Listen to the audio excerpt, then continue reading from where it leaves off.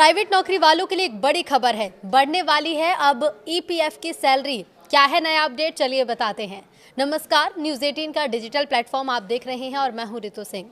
Supreme court ने केंद्र सरकार को सैलरी लिमिट 15,000 से बढ़ाने पर 4 महीने में फैसला लेने का निर्देश दिया है। कोर्ट ने माना है कि बढ़ती महंगाई और न्यूनतम वेतन के बीच पुरानी सीमा बेमानी है। अगर सरकार ये बदलाव करती है तो लाखों कर्मचारियों की पेंशन और सोशल सिक्योरिटी का दायरा मजबूत होगा। तो अगर आप नौकरी पेशा हैं तो पिछले 1 दशक में आपने अपनी सैलरी, घर का किराया और बाजार के भाव सबको बढ़ते देखा होगा। लेकिन एक चीज है जो पिछले 11 सालों से टस से मस नहीं हुई है और वो है एम्प्लॉयड प्रोविडेंट फंड यानी कि ईपीएफओ। इसके लिए तय की गई सैलरी की सीमा। अब सुप्रीम कोर्ट ने इस रुकी हुई घड़ी को सही समय पर लाने के लिए केंद्र सरकार को कड़े निर्देश दिए हैं। बीते दिनों सुप्रीम कोर्ट ने सरकार से साफ शब्दों में पूछा है कि जब महंगाई और न्यूनतम वेतन में इतना उछाल आ चुका है तो पीएफ की सीमा अब भी 15,000 पर क्यों अटकी है। कोर्ट ने केंद्र को इस मुद्दे पर गंभीरता से विचार करने और अगले 4 महीनों के अंदर ठोस फैसला लेने के निर्देश दिए हैं।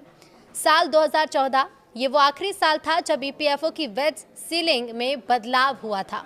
तब इसे 6,500 से बढ़ाकर 15,000 किया गया था। आज हम 2025-26 के दौर में हैं, लेकिन नियम वही पुराने। जनहित याचिका पर सुनवाई करते हुए कोर्ट ने इसी विसंगति पर उंगली उठाई है। दलील ये दी गई है कि आज के दौर में कई राज्य और सेक्टर्स में न्यूनतम वेतन ही 15,000 से ऊपर चला गया। ये एक अजीब विरोधाभास है कि सरकार द्वारा तय न्यूनतम वेतन पाने वाला कर्मचारी भी ईपीएफओ की अनिवार्य सीमा से बाहर हो जाता है। ईपीएफओ का मूल उद्देश्य रिटायरमेंट, पेंशन और बीमा जैसी सामाजिक सुरक्षा देना था, लेकिन ये सीमा अब सुरक्षा चक्र की बजाय एक बैरियर बन गई है। कोर्ट का मानना है कि पिछले 11 सालों में कोई संशोधन न होना गंभीर चिंता का विषय है। अब ऐसा नहीं है कि सरकार को इस समस्या की भनक नहीं है। हकीकत तो ये है कि ईपीएफओ के गलियारों में ये चर्चा लंबे समय से गर्म है। साल 2022 में ही ईपीएफओ की एक सब कमेटी ने सैलरी लिमिट बढ़ाने की सिफारिश की थी। यहाँ तक कि सेंट्रल बोर्ड ऑफ ट्रस्टीज ने भी इस प्रस्ताव पर अपनी मुहर लगा दी थी। इसके बावजूद फाइल आगे क्यों नहीं बढ़ी? तो कोर्ट ने याचिकाकर्ता को निर्देश दिए हैं कि वो 2 सप्ताह के भीतर सरकार को एक प्रेजेंटेशन सौंपे। इसके आधार पर सरकार को तय समय सीमा में अंतिम निर्णय लेना होगा। यानी जो फैसला ठंडे बस्ते में था उसे अब कोर्ट के आदेश के बाद फास्ट ट्रैक पर आना पड़ सकता है। अब ऐसे में सवाल यह है कि अगर सरकार कोर्ट की बात मान लेती है तो आपके लिए इसमें क्या बदलेगा? चर्चा है कि इस सीमा को बढ़ाकर 21,000 या 25,000 किया जा सकता है। इसे एक आसान गणित से समझिए। अभी ईपीएस में योगदान 15,000 की सीलिंग पर होता है।